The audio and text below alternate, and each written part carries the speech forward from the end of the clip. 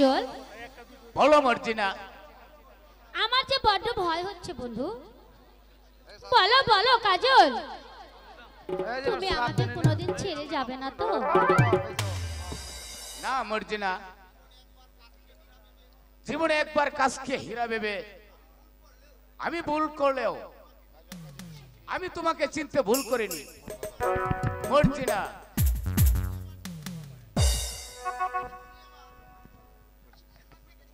এখন থেকে তুমি আমার জীবনের রানী, তুমি আমার সকল আশা।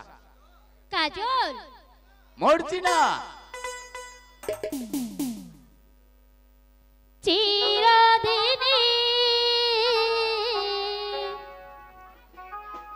তুমি যে আমার,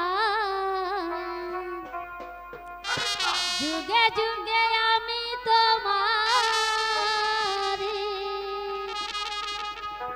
তুমি আছো সে যে আমার, আমি আছি সেই তোমার সঙ্গী সঙ্গী। আমরা আমার সঙ্গী,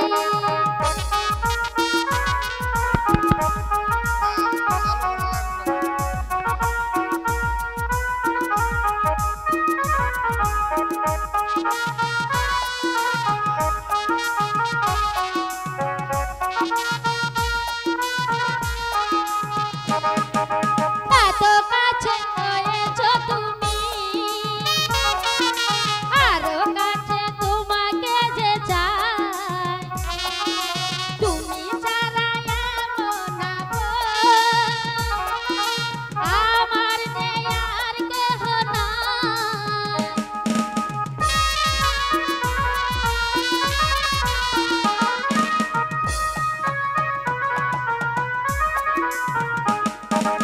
এত কাছে রয়েছো তুমি, আরো কাছে তোমাকে যে চাই, তুমি ছাড়া এমন আমার নেই আর কেহ নাই।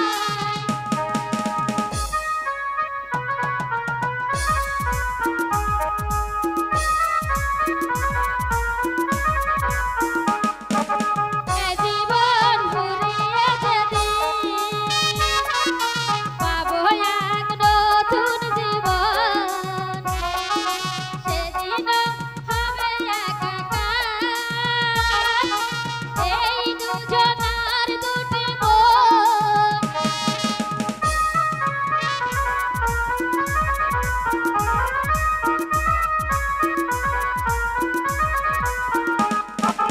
এ জীবন ফুরিয়ে যেদিন পাবো এক নতুন জীবন, সেদিন হবে একাকার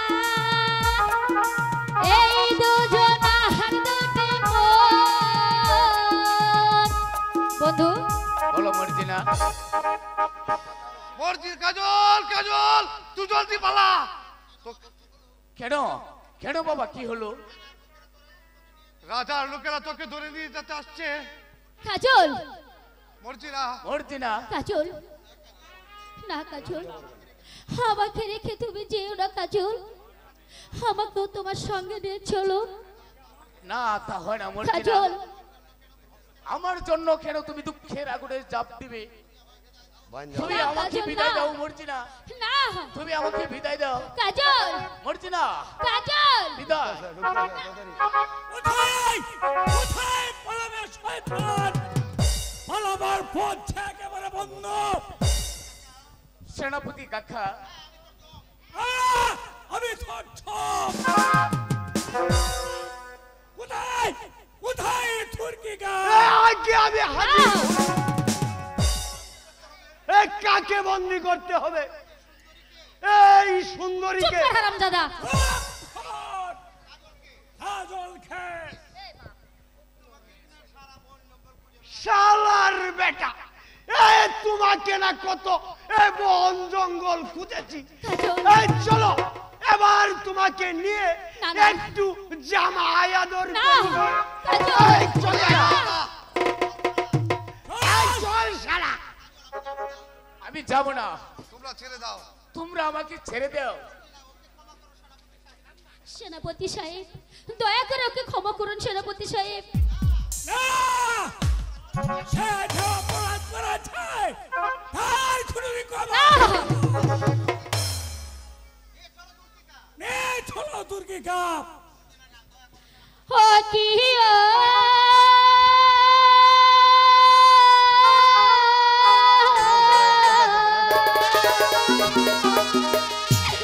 সোনে সোনে গো সোনা গো সোনা বলি দে কাজল আমাকে ছেড়ে যেও না কাজল।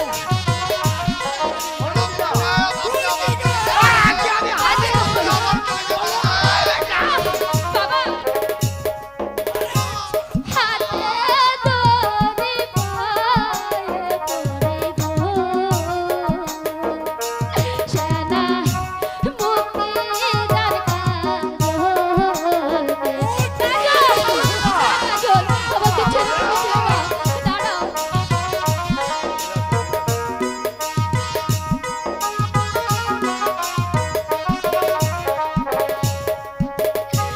পায়ে ধরে মিনতি করি গো সেনা ক্ষমা করো সেনা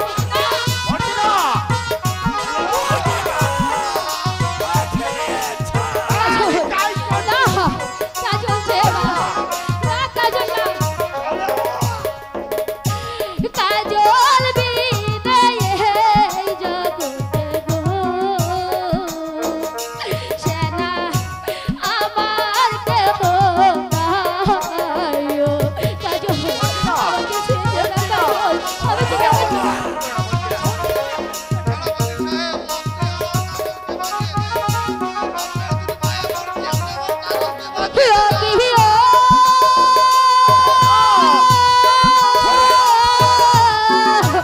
কাজল বাবা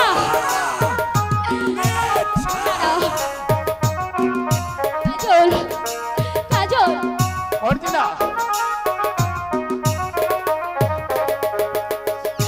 মারবে না সেনা গো সেনা মারবে না কাজল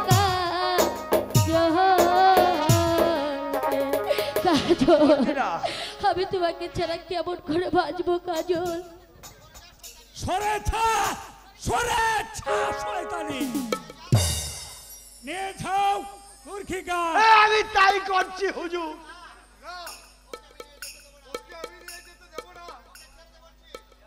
না সরে বাবা বাবা নিয়ে যাও অর্জুনা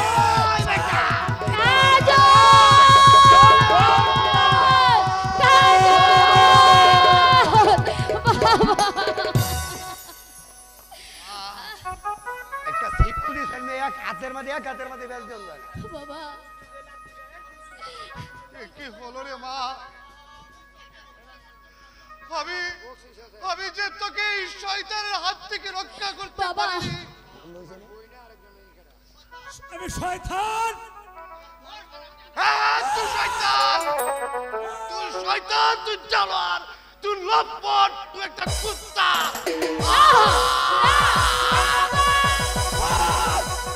আর হারামজাদা বাবা আর দাদা বুঝলে তো সেনাপতি সাহেব দয়া করে আমার বাবাকে ছেড়ে দিন। শয়তানের কাজ শুধু শয়তানি করাই বাবা এ কি হয়ে গেল বাবা? হুজুর এবার আমার বকশিস।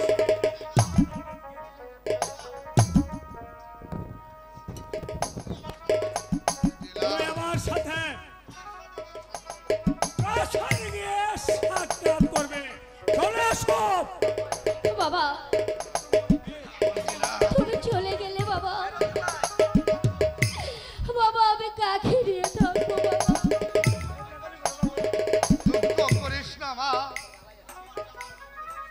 আমার আমার যাওয়ার সময় হয়ে গেছে মা। ওই ছেলে কি আমাকে ডাকছে, ওই আকাশের কোল থেকে ডাকছে, আমার যে চলে যাওয়ার সময় হয়েছে মা। বাবা ও কথা বলো না বাবা, আমাকে একা ভুলে যেও না বাবা। কষ্ট নিস না মা, না তুই কোনো কষ্ট নিস না। না বাবা, শুধু দুঃখ যেও না একটাই, বাবা। আমি আমি জীবন দিয়ে তোকে রক্ষা করতে পারলাম না মা। বাবা জীবন দিয়ে রক্ষা করতে পারলাম না।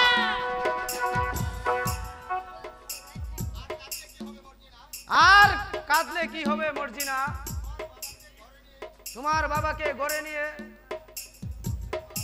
শমশের ভাই, আমার যে সব শেষ হয়ে গেছে শমশের ভাই। কেঁদো না মর্জিনা, চলো ঘরে চলো। এবার অহংকারী মর্জিনা আর যাবি কোথায়? তবে চলো মর্জিনা।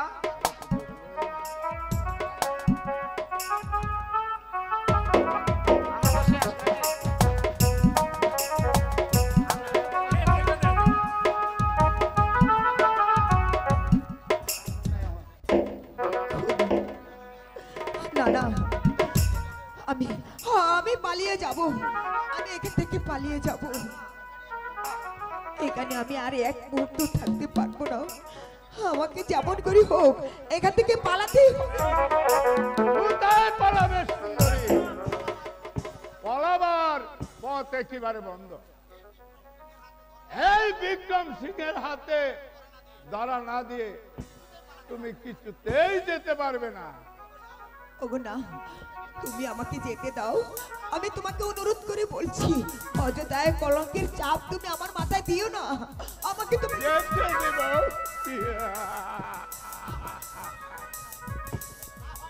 তা হয় না সুন্দরী, আজ আমার বাসনাকে আমি পরিপূর্ণ না করে তোমাকে কিছুতেই ছাড়বো না। আমাকে দোহাই লাগে, তুমি আমাকে কলঙ্কিত করো না। আমাকে তুমি যেতে দাও।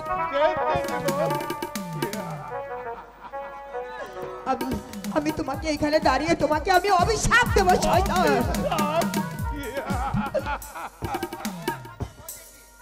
এই অভিশাপের ভয় দেখিয়ে তুমি আমার হাত থেকে রেহাই পাবে না সুন্দরী। আমি যা চাইছি তা আমি তোমার কাছ থেকে আদায় করে নিব। না না, আমাকে তুমি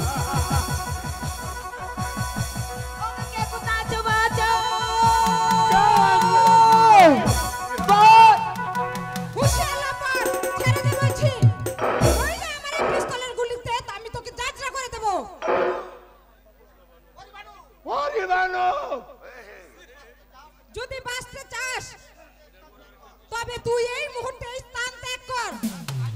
বেশ, আমি তাই যাচ্ছি। তবে এর প্রতিবল তোমাকে মুখ করতে হবে পরিবানু। কথাটা মনে রেখো। যাও, মনে রাখবো। তুমি তুমি কে বোন? আর কি ভাই তোমার পরিচয়? হায় গো শোনো শোনো, তোর দিব বলি যে তোমার।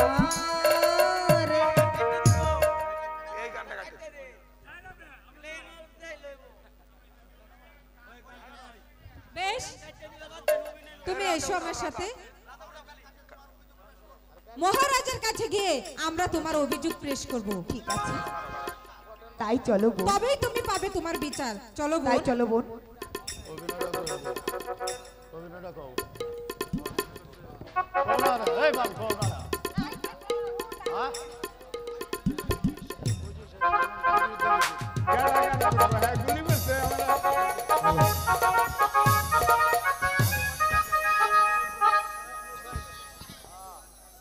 হ্যালো নজরুল সাহেব, কার বিরুদ্ধে আপনার অভিযোগ? ওই শয়তান জামালের বিরুদ্ধে মহারাজ। কেন? কি তার অপরাধ? ওই কোথাকার এক ভিখারির ছেলে হয়ে কিনা ওই আমার কন্যা পরিবারের সাথে ওই অবাধে মেলামেশা করছে মহারাজ। আমার কোনো নিষেধাজ্ঞা এই কিছুতেই মানছে না মহারাজ। তাই আপনার কাছে আমার অনুরোধ, এই সেই লম্পটটাকে ওই উপযুক্ত শাস্তি দিবেন মহারাজ, নইলে সে আমার মাথায় এই কলেজের পশ্চাৎ তুলে দিবে মহারাজ। সামান্য একটা ভিখারির বাচ্চা এত বড় সাহস! আমি তার হইতে অনুগ্রহ করে আশ্রয় দিয়েছি বলে যা খুশি তাই করবে? অসম্ভব! আমি তাকে চরম শাস্তি দেব। এই কে আছে? জামালকে রাজ দরবারে পাঠিয়ে দে। আমাকে কেন স্মরণ করছেন মহারাজ? তোমার কুকর্মের বিচার করবো বলে। আমার অপরাধ? তুমি নাকি পরিবারের সাথে আমাদের মেলামেশা করছো। তোমার মনে রাখা উচিত, একটা পথের ভিখারির সাথে উজির কন্যার ভালোবাসা হতে পারে না। কেন মহারাজ? গরিব বলে কি আমি মানুষ নই? মানুষ হয়ে মানুষের কে ভালোবাসাটা কি অপরাধ? নিশ্চয় অপরাধ।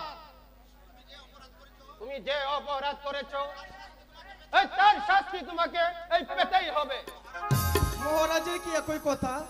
হ্যাঁ হ্যাঁ, শোনো জামাল, তুমি যে অপরাধ করেছো তার পরিপ্রেক্ষিতে আগামীকালই তোমাকে রাজপ্রাসাদ ছেড়ে চলে যেতে হবে।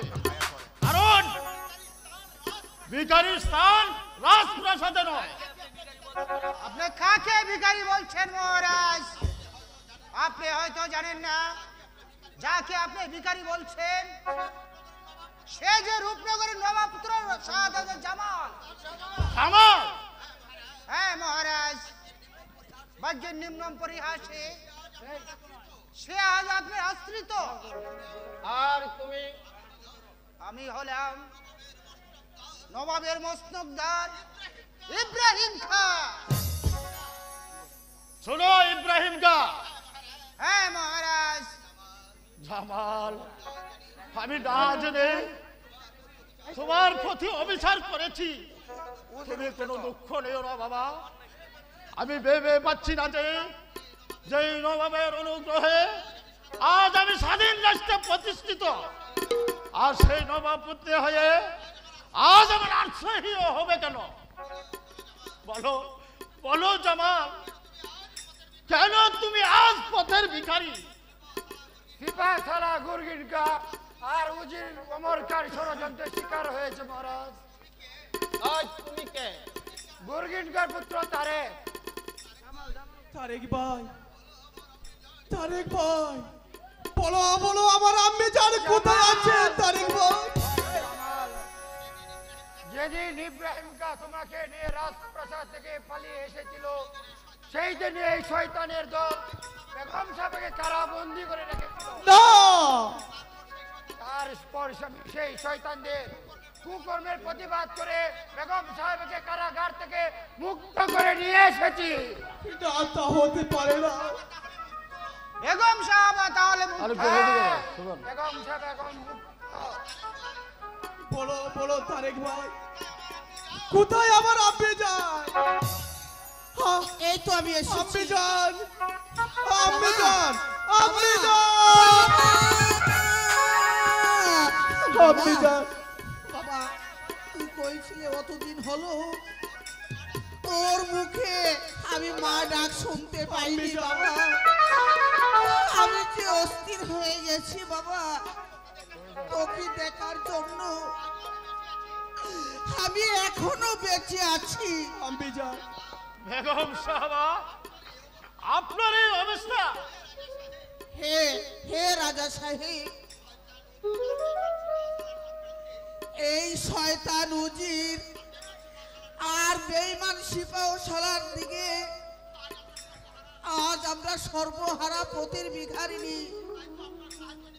তাই তো আপনার সাহায্য নিতে এসেছি, আপনার দরবারে আমি ছুটে এসেছি। যেই নবাবের দ্বারায় আমি ভুবনপুর রাজ্যের সিংহাসনে সেই নবাব পেত্নী ভিখারি নেই পথে পথে ঘুরবে অসম্ভব, তা আমি কোনোদিন হতে দেব না। যেমন করেই হোক বেঈমানদেরকে আমি উপযুক্ত শাস্তি দেব। ইব্রাহিম, আদেশ করুন মহারাজ। আগামীকালই তুমি তোমার সমস্ত সৈন্য নিয়ে রূপনগর অভিমুখে ঝাঁপিয়ে পড়ো। তারপর সেই শয়তানকে বুঝিয়ে দিবে বেঈমানের শাস্তি কত ভয়াবহ। আমি তাই করব মহারাজ। এবার যাও, সবাইকে নিয়ে বিশ্রাম করতে দাও। চলুন বেগম সাহেবা। তাই চলো।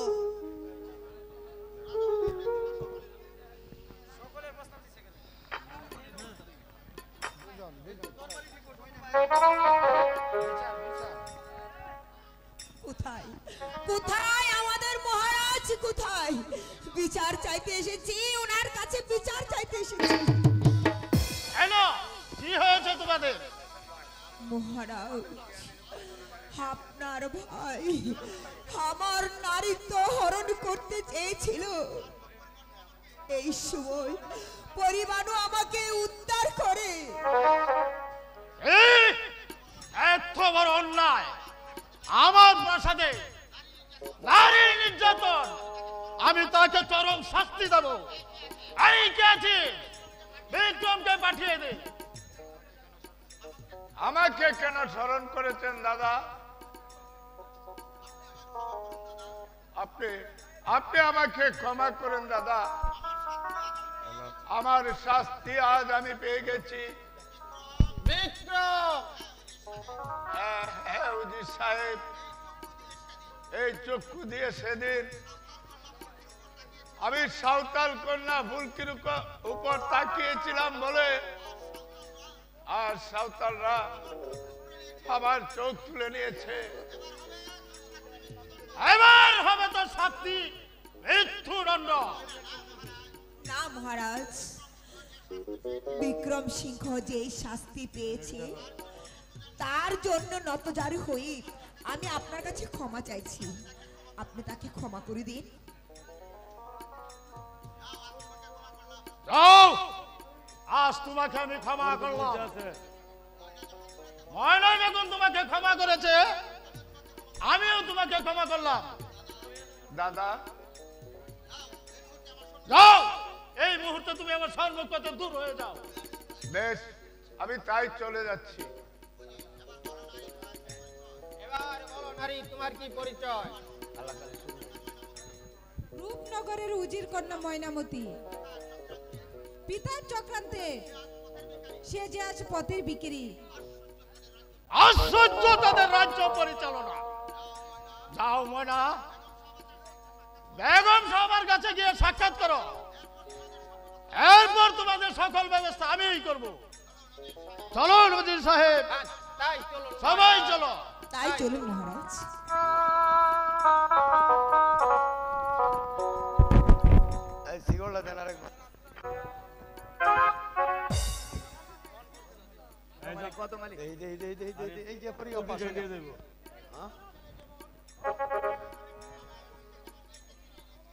থেকে আমার মেয়েকে চিনিয়ে নিয়েছে, আজ তোর ছেলেকে চিরদিনের জন্য তোর কাছ থেকে চিনিয়ে নিব।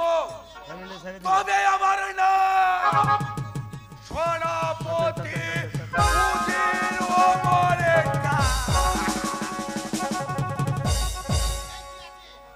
কে আছিস? বন্দি কদম আলী আর কাজলকে লাল দরবারে হাজির কর। এই রে হুজুর, এই কদমারি আর কাজলকে ধরে নিয়ে আসছে। বলুন উজির সাহেব, এবার আমাকে আর কি শাস্তি পেতে হবে? শাস্তি শাস্তি তোর নাই কদম আলী, শাস্তি হবে তোর এই লম্বন জেলে বলে শয়তান, আমার ময়না কোথায়? ময়নার কথা আমি বলতে পারছি না হুজুর। বলতে পারছিস না? বেশ, কেমন করে যে বলাতে হবে তা আমার ভালো করে জানা আছে।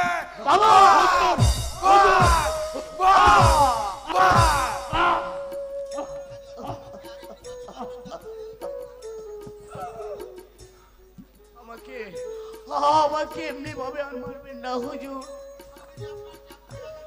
আমি যে আপনাদের চাবুকের আঘাত আর সইতে পারছি না। ভালো না বললে এই চাবুকের আঘাতে আমি তোকে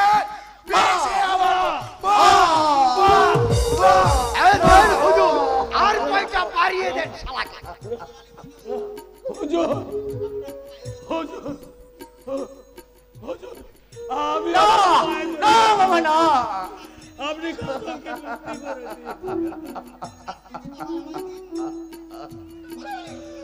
শাস্তি দিতে হয় আমাকে দিন, তবু আমার চোখের সামনে আমার একমাত্র নয়নের মণি কাজলকে আমি এখানে শেষ নাই কথা বলে, শাস্তি আরো হবে। তোর চোখের সম্মুখে এই রংপুরের ছেলেটাকে হত্যা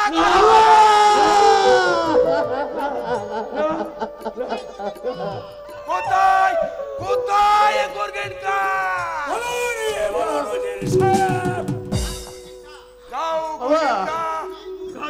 বাবা এই মুহূর্তে শয়তানটাকে হত্যা করে তার সিংহ ছিলেনে তার বাপকে উপহার দিবে।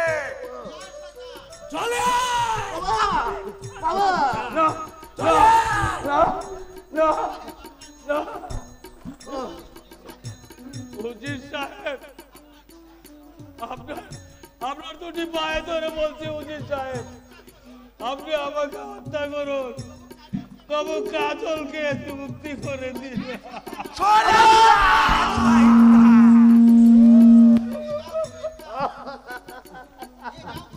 নিয়ে যাও নিয়ে চলুন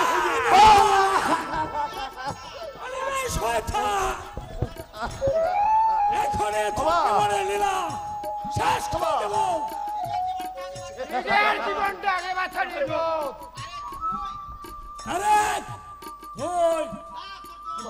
না, আমি হচ্ছি তোর জম। এসো, আজ তোমাকে যুদ্ধের স্বাদ মিটিয়ে দেব।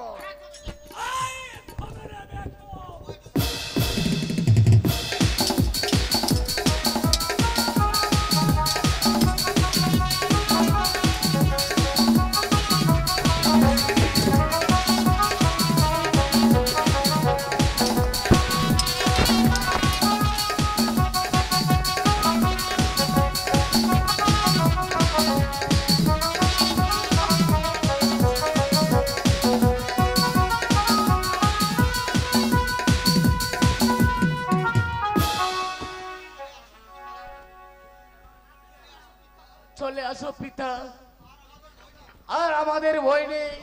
চল চল কাজল, তাই চলো বাবা, তাই চলো। না না, অসম্ভব। আমি আর দাঁড়িয়ে থাকতে চাই না। আমি সেই শয়তানদেরকে উপযুক্ত শিক্ষা দেব। নিজের শিক্ষা আগে দেয়া শয়তান কে? শাহজাদা জামাল। শাহজাদা জামাল, আপনারা আমাকে হত্যা করার চেষ্টা করেছিলেন, এবার আমি আপনাকে হত্যা করব। বেশ বেশ, দেখা যাবে কে কাকে হত্যা করে। আই দেখা যাবে। আয় আই রে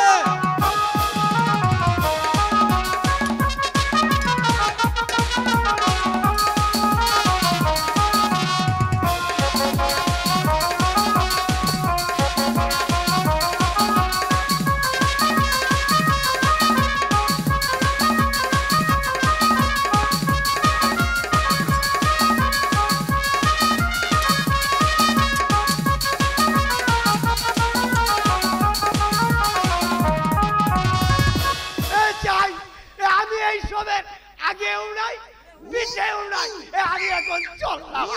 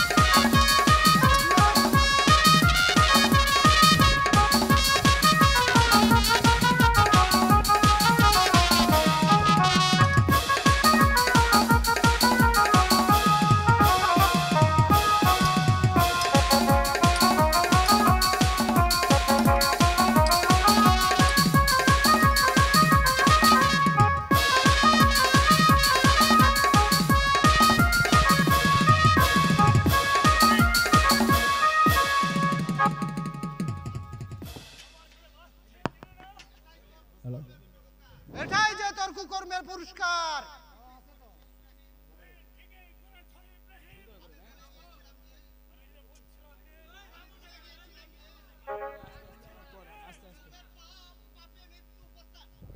লোভে পাপ, পাপে মৃত্যু। এবার ধরতে হবে শয়তান উজিরকে।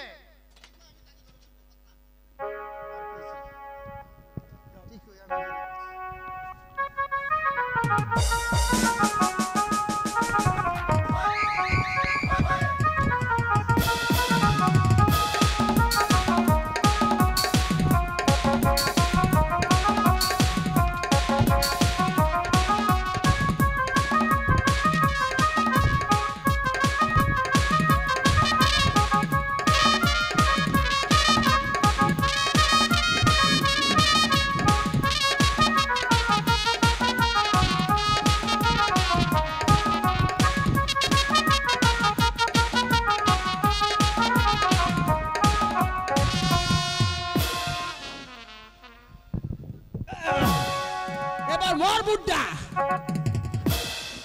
আজ জঙ্গলি, তুমি ঠিকই করেছ জঙ্গলি, কারণ অর্থের লোভে যে পাপ আমি করেছি তার পরিপ্রেক্ষিতে এটাই আমার উপযুক্ত শাস্তি। শোনো জঙ্গলি, যদি তোমার আমার ময়নার সাথে তোমার দেখা হয় তাহলে বলো তোমার বাপজান পায়ে পাপের পায়ে চিরত ঠিকই বুক করেছে, ঠিকই বুক করেছে।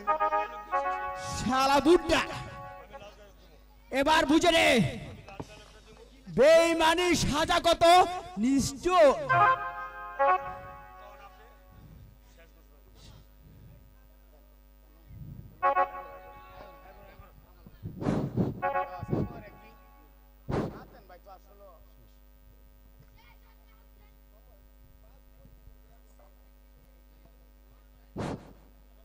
জি আসসালামু আলাইকুম।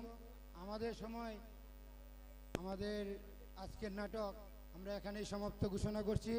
শেষের এক পাত আছে পরিচয় পর্ব, আমরা দিলাম না, তার জন্য আমরা আন্তরিকভাবে দুঃখিত।